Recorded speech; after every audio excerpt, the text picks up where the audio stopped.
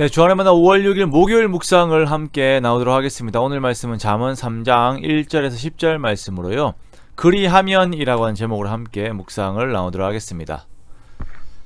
삶을 살아가면서 올바른 가치를 알아간다는 것은 정말 중요한 것입니다. 교육에서도 암기와 더하기 빼기를 잘하는 사람으로 키우기보다 더욱 중요한 것이 올바른 가치를 구분하는 사람으로 키우는 것이죠. 즉 예쁜 것을 보고 예쁘다라고 여기고 그것을 추구하며 더러운 것을 더럽다라고 여기고 그것을 멀리하는 사람으로 키우는 것이 올바른 교육입니다. 그리고 더욱 중요한 것은 그 가치를 어떻게 획득할 수 있는지를 가르치는 것입니다. 오늘 잠언 3장에서는 젊은이들이 이 땅을 살아가면서 어떻게 하면 그 올바른 가치들을 그들의 삶에서 획득할 수 있는지 그 방법에 대해서 말씀을 하고 있습니다.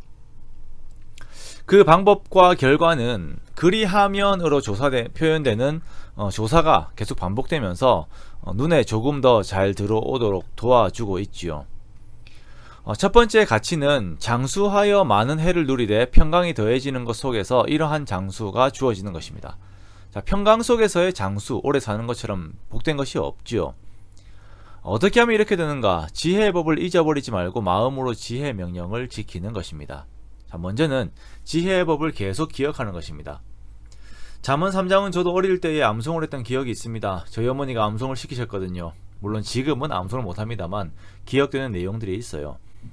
지혜의 말씀을 잊어버리지 않고 계속 묵상하되 그것을 마음으로 지켜야 합니다.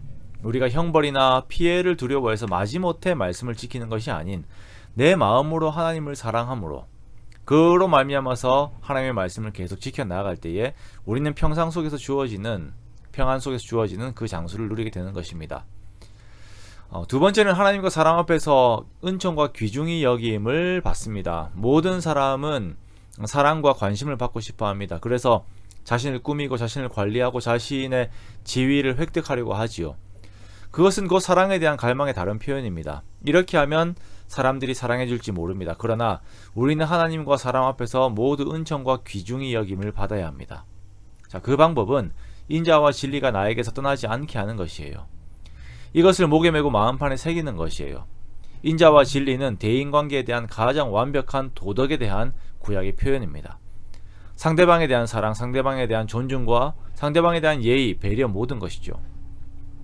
이것이 신약에서는 아가페로 표현이 됩니다. 이렇게 타인을 위하는 이웃사랑의 삶이 목과 마음판에 이렇게 새겨지듯이 항상 나에게 이러한 삶의 태도가 붙어 있어야 하는 것이에요.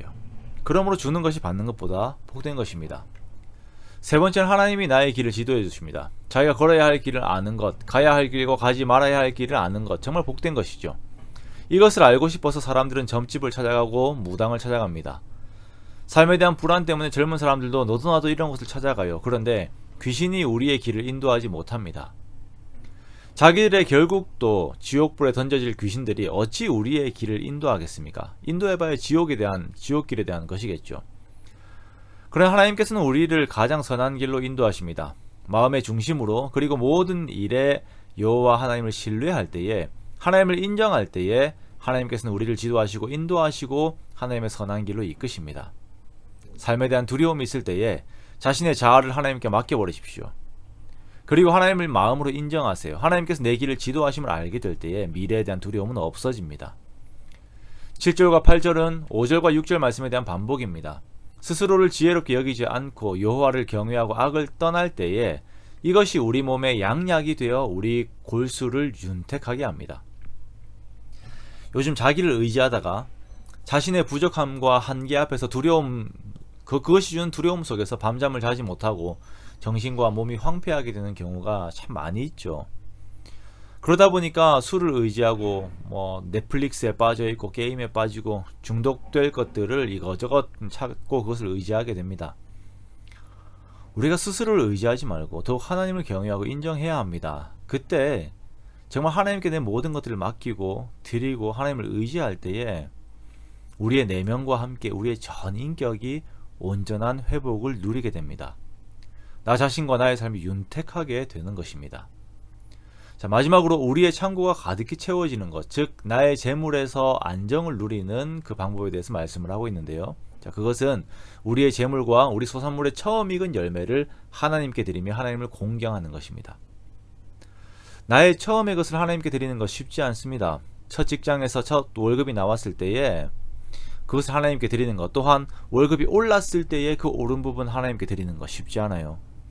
그러나 하나님 안에서 이러한 투자가 없습니다. 왜냐하면 그렇게 드리는 것을 하나님께서는 하나님을 공경하는 태도라고 말씀을 하시기 때문이에요. 처음의 것을 하나님께 드림은 내 모든 것이 하나님의 것이라고 하는 것을 인정하는 행위이죠. 그 인정하는 마음을 하나님께서는 그렇게도 기뻐하셔서 복에 복을 부어주시는 것입니다. 평안하게 오래 사는 것, 하나님과 사람들 앞에서 은총과 귀중히 여김을 받는 것, 삶에서 올바른 길의 지도를 받는 것, 내 외적으로 건강해지는 것, 재물에 대한 안정을 얻는 것, 이러한 내용들이 우리 모두에게 가득 채워지기를 주님의 이름으로 축원합니다. 그러기에 하나님을 경외하고 오늘의 말씀들을 삶에서 이루어 가십시오. 마음으로부터 이루어 가십시오. 그리고 이러한 순종에 따라서 주어진 열매로 하나님의 살아계심을 증거하십시오. 그만큼 신나는 인생이 없습니다. 하나님을 경외함으로 주께서 우리를 위해 준비하신 수많은 복들을 누리면서 하나님의 영광을 드러내는 저와 여러분 되시기를 주님의 이름으로 축원합니다.